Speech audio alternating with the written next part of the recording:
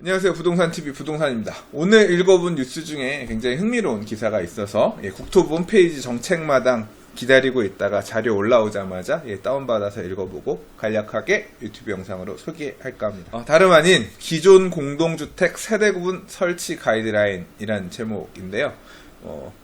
아까 뉴스 읽어본 내용 중에서 그냥 기존 중대형 아파트를 두 세대로 쪼갤 수 있다. 쪼갤 수 있다가 이제 구분 등기할 수 있다 이런 건 아니고요. 두 세대가 사용하는 형태로 좀 집을 수리할 수 있다.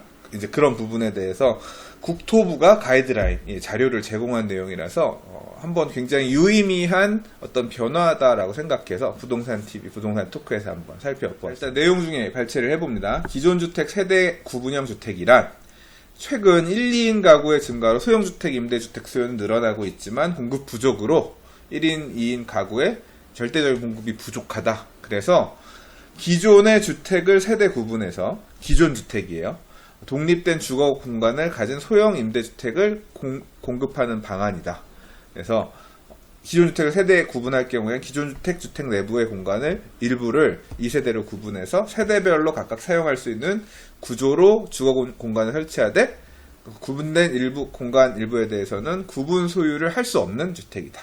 다시 말해서 두 세대가 살 수 있도록 구분을 해놨지만 각각 소유는 못하는 전체가 한 사람인데 두 세대가 살 수 있는 일종의 다가구 주택의 아파트 버전 뭐 이런 거로 생각하시면 되겠습니다. 이게 사실은 부분임대라 그래서 요새 새로 짓는 아파트에는 이런 부분임대 타입이 많이 있습니다. 그래서 아파트가 방 3개, 거실 하나, 주방 2개 이렇게 있는데 설계를 아예 지을 때부터 그렇게 설계를 해서 방 2개, 거실 하나, 주방 하나, 화장실까지는 한 세대가 쓰고요. 그 다음 현관을 하나 더 내서 방 하나에 주방, 그 다음 화장실 넣고 이렇게 현관 2개 그렇게 해서 두 세대가 이렇게 사용할 수 있게끔 짓는 30평대 아파트나 또는 40평대 아파트를 그런 식으로 방 3개의 원룸 또는 방 2개의 거실 놓고 그 다음 방 하나 거실 하나 이런 식으로 두 세대가 살 수 있는 이렇게 소유 자체는 하나인데 한 사람 소유인데 현관문 2개를 둬서 두 세대가 살 수 있는 형태로 소형주택 공급하는 이런 방식은 2010년에 분양했던 흑석 한강 센트레빌 2, 흑석뉴타운 센트레빌 2차 거기부터 시작해서 계속 요새 이제 짓는 아파트마다 이런 부분 임대형 주택들이 도입되고 있는데요. 주로 소형 임대주택 수요가 많은 대학가 중심에 짓는 아파트들에도 이런 게 많이 있죠. 요새는 뭐 재건축 아파트에서도 이런 평면 도입하기도 하고 대학가 중심의 재개발 구역의 아파트에서는 이런 부분 임대 주택 수요가 많으니까 더 많이 짓기도 하고 그렇습니다. 그런데 지금 다른 점은 뭐냐면 이거는 기존 주택을 세대 구분하여 독립된 주거 공간을 가진 소형 임대주택을 공급한다라고 했어요. 기존 주택이 포인트입니다. 그러니까 기존의 주택을 세대 구분한다는 얘기는 결국 뭐 리모델링을 한다든가 공사를 통해서 여러 세대가 살 수 있도록 집수리를 통해서 이렇게 바꿀 수 있다는 얘기죠. 그러니까 신축을 사지 않고 내가 기존 주택 중에 구축을 갖고 있다. 내가 그냥 좀 노후한 중대형평형 아파트를 갖고 있는데 자녀들 다 키워서 이제 나갔고 우리 집 뭐 부부 둘이 살고 있는데 방이 이렇게 많을 필요가 없는데 방 하나 따로 수리해서 세놓을 수 있을까? 이제 이거에 의해서 할 수 있게 됐다. 그런 얘기입니다. 그런데 무조건 할 수 있다라는 건 아니라서 이제 좀 이런 건 할 수 있고 이런 건 할 수 없고 하더라도 이런 공사는 어떻게 해야 되고에 대한 게 막연하니까 국토부에서 이제 가이드라인을 만들어서 이 기준에 맞춰서 앞으로 하세요라는 거를 요번에 이제 발표한 건데요. 그래서 공간 구선 요건에 보면 일단은 침실 1개 이상 당연히 집이니까 있어야 되죠. 그리고 공간이 적으면 발코니 확장도 할 수 있다는 거고 개별 부엌 하나씩은 다 있어야 되고 개별 욕실도 있어야 되는데 욕실은 새로 만드는 거에 대해서 좀 허용이 안 되는 것 같아요. 그래서 욕실은 기존 욕실을 활용해야 돼요. 그래서 좀 이어서 설명하겠지만 욕실이나 이런 배치 또는 동선이 안 나오면 리모델링이 불가한 그런 항목들도 나와 있어요. 그래서 뭐 세탁 공간은 욕실 내 세탁기를 설치하거나 주방 싱크대 안에 빌트인 세탁기 들어가게끔 해준다거나, 그리고 현관 같은 경우는 현관은 공유할 수 있는데 다만 각 세대로 가는 현관은 별도 출입문이 설치가 가능해야만 이게 이제 공간 구성 요건 가능하다 이렇게 됐고요. 그다음 면적 기준이 있어서 주거 전용 면적이 14제곱미터 1인 가구의 최소 주거 기준이라 그래서 요게 가능해야만 지금 얘기하는 공동주택, 아파트 기존 공동주택을 세대 분리형으로 공사를 할 수 있게끔 이렇게 하고 있습니다. 자, 좀 전에 읽었던 얘기인데 똑같이 다시 읽어볼게요. 세대 구분이 가능한 주택구조. 그래서 모든 주택이 가능하지는 않다. 모든 주택이 가능하지 않다는 게 핵심이고요. 이러한 조건을 가진 기존 주택일 경우 세대 구분을 권장합니다라고 했어요. 그래서 권장. 자, 화장실이 2개 이상. 그 다음 구분 세대, 그러니까 새로 임차를 줘야 되는 세대랑 인접한 곳에 화장실이 하나가 있어 독립적으로 이용 가능한다. 이게 되게 중요해요. 나중에 그림으로 이해를 시켜드릴게요. 그 다음에 발코니 확장도 가능할 수 있어야 된다. 만약에 집이 좁은 발코니 확장을 통해서 14제곱미터 이상을 넘기면 된다는 거죠. 그 다음에 구분 세대 주방 설치 등 설치가 유리해야 되고, 그 다음 현관 입구에 여유 공간이 있어서 출입구도 구분할 수 있어야 되고, 그 다음에 전기 용량, 주차자 사용량이 증가할 수 있으므로 이 부분도 조금 여유가 있어야 된대요. 그래서 세대 구분 세대는 전체 호스의 한 10% 정도, 그 다음 동별 호스의 한 3분의 1 이내 정도만 허용해주는 게 맞겠다, 이런 식으로 일단 가이드를 짰는데요. 자, 가능한 형태하고 불가능한 형태를 도면으로 설명을 해놨습니다. 이게 지금 가능한 형태라고 해놨는데, 얘는 가능한데 얘는 불가능하대요. 왜 가능하냐?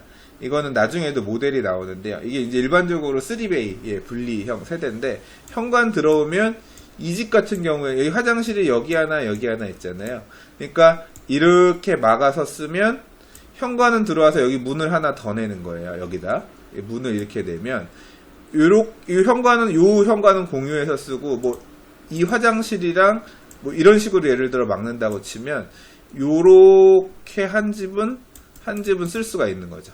그리고 이 현관을 쓰고 또 요렇게 한 집 쓸 수 있으니까, 다시 말해서 화장실이랑 침실이랑 요쪽 확장해가지고 요쪽에다 뭐 싱크대를 놓거나 하면 이렇게 한 세대 쓸 수 있고, 나머지 이렇게 방 하나, 둘, 세 개, 거실 뭐 이런 식으로 해서 한 세대가 쓸 수 있으니까 이건 가능한 거예요. 근데 이거 같은 경우는 화장실이 여기 2개 붙어 있잖아요. 이 방을 어떻게 해주려고 하더라도 화장실을 따로 만들 수가 없어요, 얘는. 그러니까 얘는 그렇게 나왔네요. 현관에 인접한 방에 독립 화장실 확보가 불가능. 그래서 얘는 불가능, 안 된다 그랬어요. 다른 형태도 또 소개해놨습니다. 이 집 같은 경우도 뭐 만약에 여기를 막아서 설계를 잘 짠다고 하면 현관이 이렇게 들어오니까 뭐 이런 식으로 막아서 이렇게 해서 한 집을 쓴다거나 이렇게 해서 한 집을 쓴다거나 하면 여기 화장실이 하나 따로 있고 하니까 뭐 굉장히 구분해서 넉넉하게 쓸 수 있겠죠. 독립 출입구 및 독립 화장실 확보가 가능하니까 얘는 되는데, 얘는 굉장히 큰 집인데도 불구하고 현관에서 거실까지 이르는 통로 양쪽 방향에 방이 배치되어 있어 구분 세대 구하기 어렵다. 구분 세대와 주인 세대의 독립적인 출구 확보가 어렵다. 얘는 안 된대요. 요 같은 경우는 보니까 이게 화장실이 이렇게 있으니까 막으려면 이렇게 막아야 되는데, 이 경우에 이 집 사는 사람들은 여기 현관을 내야 되는데 결국 남의 집을 거쳐서 와야 되니까 얘는 안 된다, 그 얘기 같고요. 얘 같은 경우는 지금 제가 이렇게 막았는데 그게 아니라 뭐 이런 식으로 막아서 여기 현관 문을 하나 여기 하나 내면 일로 들어와서 이렇게 들어가는 한 세대가 될 수 있고, 요거는 이렇게 들어가는 한 세대가 될 수 있으니까 요 같은 경우는 가능하고, 뭐 그런 의미가 아니겠느냐 싶어요. 설계를 어떻게 잘 바꾸느냐에 따라서 가능할 수도 있고 할 수 없고, 그런 게 차이가 좀 있는 것 같아요. 그래서 이제 구체적으로 이렇게 설계를 이 공사를 할 때 할 수 있는 범위 뭐에서 지금 설명을 해놨는데, 침실이 부족하면 발코니 확장 공사할 수 있고, 뭐 개별 부엌을 하기 위해서 급배수관 환기 설치할 수 있고, 그다음 욕실은 지금 별도로 욕실 설치는 못하게끔 해놨어요. 아무래도 뭐 오수 나가고 하는 관이나 이런 공사를 밑에 설비를 근본적으로 바꿀 수가 없기 때문에 이거는 불가능하다고 본 것 같아요. 그래서 개별 욕실은 무조건 기존 욕실을 활용해야 된다. 이거에 때문에 리모델링이 되고 안 되고가 되게 정해질 것 같고요. 세탁 공간은 급배수관을 연결하면 된다 그랬고, 현관 분리 부분도 기존의 현관을 공동 사용하도록 해놨어요. 그래서 아까 그 동선 이 부분이 굉장히 중요합니다. 그리고 이제 그 출입 분리를 하기 위해서 벽체나 출입물을 신설해서 공사할 수 있게끔 해놨고, 그다음 설비 분리, 전기 계량, 수도 계량, 난방 계량 두세 대가 살아야 되니까 보통 이거는 뭐 꼭 이제 아파트 같은 경우는 세대 하나당 하나씩 쓸 수 있게끔 해서 구분이 되어 있지만 다가구 주택이라든가 이런 데에서는 많이 하는 거잖아요. 전기 계량기를 별도로 단다든가 수도 난방 계량기를 별도로 단다든가 해서 차단기를 신설하든 고메터를 쓰든 뭐 하든 이제 그런 부분에 대한 공사도 해야 된다는 거고, 그리고 뭐 공기 안전은 그렇다고 치는데 소방 안전 부분에 있어서 아무래도 불나고 이런 거 되게 중요하죠. 그래서 세대 분리에 따른 구조 변경으로 인한 소방 안전 확보해야 된다. 스프링클러도 신설하거나 이설해야 되고 감지해야 되고. 그래서 공사해야 되는 범위가 적지는 않아 보입니다. 그럼 어떻게 공사할 거냐? 실제 사례들이 좀 나와 있는데 일단 예시로 들어온 사례를 살펴보면 이렇게 보통 투베이로 지어진 일반적으로 많이 볼 수 있는 아파트인데 거실하고 이제 안방이 있고 이제 안방 화장실이 있고 침실이 있고 주방이 있는 이런 형태인데, 이렇게 지금 있는 현관 부분을 여기를 싹 막아서 이렇게 막았죠. 예, 막아서 지금 이건 메인 현관은 같이 들어오고 문 현관이 여기 하나 추가되는 거죠. 공용 현관이 되는 거고 개별 현관이 돼서 여기에는 지금 방 하나를 침실 확장 가능하다 그랬으니까 확장해서 공간을 내고, 그 다음에 이게 이제 욕실은 원래 있던 메인 욕실은 같이 사용하게끔. 그래서 이 면적이 14제곱미터가 넘어야 되는 거죠. 그리고 이쪽에 이제 주방 설비가 있었으니까 주방 설비가 기존에 있는 배관을 어떻게 조금 돌리면 일부 활용 가능할 수 있을 거니까, 예. 뭐 이런 식으로 지금 설계하고, 이제 하기 위한 이 벽체 같은 거, 현관 같은 거 경량 벽체를 신설을 해서 동선을 분리한다. 뭐 이런 식으로 공사를 하면 된다. 해서 예시를 좀 나타낸 거예요. 이게 그냥 하기 쉬운 게 아니라, 되게 까다로워요.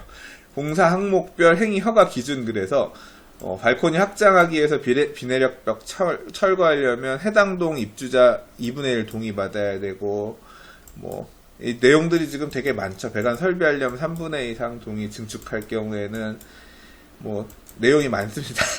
네, 이거는 지금 제가 읽어보는 게 큰 의미가 없을 것 같고, 실제로 아마 제가 이제 여기서 이런 게 할 수 있다라는 얘기만 지금 소개를 해드리는 거지, 아마 구체적으로 여러분들께서 이 내용을 보고 우리 아파트가 지금 낡아서 내가 집수리할 때 그냥 이번에 임대할 수 있게끔 요거해서 월세 받으면 괜찮겠다 하시려는 분들은 어차피 업체를 선정하게 되면 업체에서 이거 준비해 주셔야 됩니다. 이제 그런 내용이 나올 거 아니에요. 그때 정확하게 이제 그때 그런 사람들이 이거 해주세요, 저거 해주세요 하면서 가이드라인들 요청을 하겠죠. 이제 그때 판단하시면 될 것 같아요. 근데 아무튼 이게 입주민들 어차피 우리 집수리 할 때도 리모델링, 리노베이션 하거나 할 때도 동의 받아야 되는 것처럼 이런 어느 부분까지 뭘 할 거면 동의 받아야 되는 부분이 있으니까 이렇게 감안을 하셔야 된다. 그 부분을 일단 인지하고 넘어가셔야 되고요. 그리고 이게 이렇게 공사하는 것 자체가 행위 허가 사안이기 때문에, 예, 행위 허가 신청서를 작성해서 구청에다가 해야 돼요. 그래서 구청에서 접수하고 검토한 다음에 결제 나오면, 증명서가 나오면 이후에 이제 할 수 있대요. 그리고 이렇게 이거에 따라서 공사를 하고 나서 이제 이대로 사용하겠습니다. 사용 검사 신청서를 내고 접수하면 검토해서 이제 뭐 실제로 나올지 어쩔지 모르겠지만 이제 검사피증 교부하고 나서부터 사용할 수 있도록, 일단 어떤 그냥 단순히 우리 집 수리할래요 이런 수준이 아니라 아무래도 많은 부분에 수정이 가해지는 내용이다 보니까 조금 꼼꼼하게 구청에서 허가를 받고 그 다음에 사용검사까지 이렇게 하도록 이렇게 지금 하고 있어요. 지금부터 소개해드릴 내용은 사례들, 예시들이에요. 그래서 좀 전에 우리 아까 살펴봤던 사례죠. 예, 이런 식으로 하나의 30평대 아파트가 이렇게 구분형으로 리모델링 할 경우에 이렇게 쓸 수 있다 하면 임차인 공간이 이쪽에 만들어지고 주인 세대 공간이 이렇게 만들어진다. 이렇게 될 경우에 어느 부분을 공사해야 될 거냐, 그래서 검토 항목은 뭐며, 이걸 하나하나 이렇게 예시로 해가지고 공사가 필요한 부분에 대해서 되게 이런 식으로 예시를 쭉 드러났습니다. 이거는 제가 지금 같이 뭐 읽어본다고 알 게 아니고요. 제가 이런 내용이 포함되어 있는 보도자료가 아니라 이 가이드라인 링크를 이 유튜브 영상 끝에 링크를 드릴 테니까 다운받아서 각자 보세요. 이제 이 30평대는 이런 식으로 할 수 있다는 거고, 30평대 구조 중에서도 뭐 이런 스타일의 디자인 같은 경우도 이게 지금 이건 아까 좀 전에는 방 하나가 이제 원룸형으로 갔다고 하면 요거 같은 경우는 일부 공간들을 이렇게 그러니까 방 하나에 거실 하나 있는 구조를 빼서 한 집은 방 하나 거실 하나, 한 집도 방 하나 거실 하나 이런 식으로 해서 구조를 빼는, 그러니까 임대를 각각 주인 공간이 좀 적고 임차 공간이 많아서 임대를 좀 더 뺄 수 있게끔 뭐 이런 식의 안도 있을 수 있다라고 해서 소개를 해 놓은 거고요. 그 다음으로 보면 요거는 40평형대, 그러니까 방 4개짜리죠. 그래서 이것도 뭐 3베이 판상형 구조의 40평형대 같은데 원룸형으로 이렇게 뺄 수 있는, 아까 보셨던 그거랑 아까 앞서 설명해서 봤던데 이제 그거에 나왔던 예시죠. 그래서 원룸형 주택을 하나 넣는 그런 형태도 있고, 그 다음에 이거는 40평형대 다른 단지도 또 비슷하게, 요거는 거실이 굉장히 큰 형태, 아마 이게 이렇게 막아서 방 하나 쓸 수 있고 옵션으로 이렇게 터서 거실을 크게 쓸 수 있는 형태였던 것 같은데, 요것도 뭐 이런 식으로 거실을 막으면 하나의 원룸을 따로 놓을 수 있다, 이런 사례인 것 같고요. 요거는 50평형대, 좀 큰 겁니다. 그래서 대략 한 20평형대 아파트 2개 정도로 나눠 놓는 형태의 모양을 이렇게 했네요. 아까 이것도 예시에 나왔던 사례죠. 제가 이걸 어떻게 쪼개나 했는데, 이거는 이런 식으로 쪼갰네요. 그래서 이렇게 가운데 현관을 둬서 이렇게 들어가고 이렇게 들어가게끔, 뭐 이런 사례도 가능할 거다라고 했고요. 자, 이제 여러 사례들이 나왔는데, 왜 지금 이 시점에서 이렇게 기존의 주택을 2개의 세대를 분리해서 소형주택을 공급하는 형태로 수리할 수 있습니다라는 걸 계도하고 홍보하고 이런 안을 국토부에서 선제적으로 내놨느냐. 저는 작년 12월 달에 서울시 발표한 리모델링 기본계획하고도 무관하지 않다고 생각하고요. 그러니까 마찬가지로 아파트 재건축도 할 수가 있지만, 이런 식으로 리모델링 또는 개별적인 개보수를 통해서 중대형 평형 아파트를 소형주택으로 분리해서 사용 수익할 수 있게끔 안으로 만들어 놨다는 게 굉장히 유의미하다고 생각합니다. 이게 아마도 이제 기존의 노후한 주택가에서 중대형 평형 아파트들, 그러니까 재건축 20년 이상 된 아파트들 중에서 재건축까지는 자신할 수 없지만 이런 식의 리모델링을 통해서 수익을 제고할 수 있는 그런 평면들이 있는 아파트들이라고 하면 사람들이 굉장히 선별적으로 또 그런 걸 찾아서 그런 아파트 가격이 싸다면 또 투자 또는 뭐 그런 목적으로 보시는 수요들도 일부 갈 거라고 생각하고요. 기존에 소유하고 계신 분들 중에서도 선택지가 우리 집이 너무 커서 내가 여기에 사는 거는 되게 좀 그랬는데, 이런 식으로 리모델링해서 임대 수익을 누릴 수 있다라고 하면 굳이 집을 팔지 않고도 이런 식의 개보수를 통해서 주택의 활용성을 제고할 수 있기 때문에 그렇게 이런 식으로 나서는 분들도 충분히, 이런 시장 자체도 하나가 충분히 만들어질 수 있다, 뭐 그런 생각이 듭니다. 자, 중대형 평형 아파트 또는 뭐 30평형대 아파트도 구조만 맞춰진다라고 하면 2개의 세대로 구분하여 사용할 수 있는 형태, 그러니까 구분하여 소유할 수 있는 게 아니라 구분하여 사용할 수 있는 형태로 이제 주택을 수리하거나 보수하거나 할 수 있는 이런 방안에 대해서 국토부가 발표를 일단 했습니다. 가이드라인을 제시했기 때문에 이와 관련해서 아마 이런 사업 선점하려고 하는 리모델링 업체들, 아파트 리모델링 업체들 이런 데들이 아마 앞으로 많은 모델들도 내놓고 되게 영업도 치열하고 하고 하겠죠. 시장이 하나 열리는 수준일 것 같아요. 그러면 투자를 하시려는 분들 입장 또는 주택을 보유하고 계신 분들 입장에서 우리 집은 이게 될 수 있는지 없는지 타당성들 한번 따져보시고, 지나치게 중대형 평형 아파트인데 가격이 되게 중소형 평형 아파트에 비해 되게 낮다라고 하면 이런 식으로 주택의 효용 가치를 개선해서 추가적인 어떤 수익을 기대하는 방향으로 투자할 수도 있다고 생각이 듭니다. 자, 오늘은 되게 흥미로웠던, 개인적으로는 흥미로웠던 어떤 정부의 방향 자체가 읽히는 것 같습니다. 리모델링 하면 이제 이것을 내놨다라고 하는 거는 작년 12월 이제 서울시 리모델링 기본계획에서 세대 증축형 리모델링 이런 것도 있었지만, 이제 기존에 있는 주택들 중에서 리모델링을 하면서 이런 식으로 수익을 제고할 수 있게끔 하는 모델도 같이 해보라고 지금 숙제를 던져놓는 거기 때문에, 이제 사실 그 노후한 공동주택, 그러니까 노후한 그냥 일반 주택가들의 주택들은 뭐 꼭 재개발이 미래는 아니거든요. 지금 뭐 얘기하고 있는 도시 재생처럼 개별적으로 알아서 헐고 그냥 주택을 다시 지을 수도 있었고, 뭐 상가를 지을 수도 있고, 리모델링을 할 수도 있고, 이런 어떤 할 수 있는 가짓수는 많지만, 공동주택의 미래는 사실 이제까지는 재건축밖에 거의 없었거든요.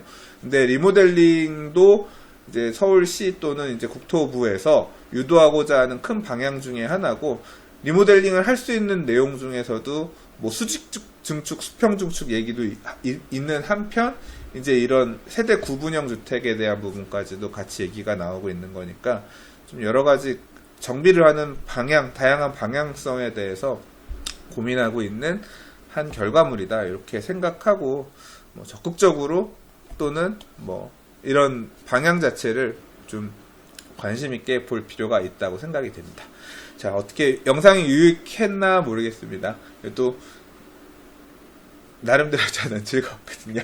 네, 예, 읽고서 이 영상 보시고 도움이 되셨다면, 예, 좋아요 눌러주시고요. 예, 그리고 구독하기도 눌러주시면 감사하겠습니다. 네, 부동산이었습니다. 감사합니다.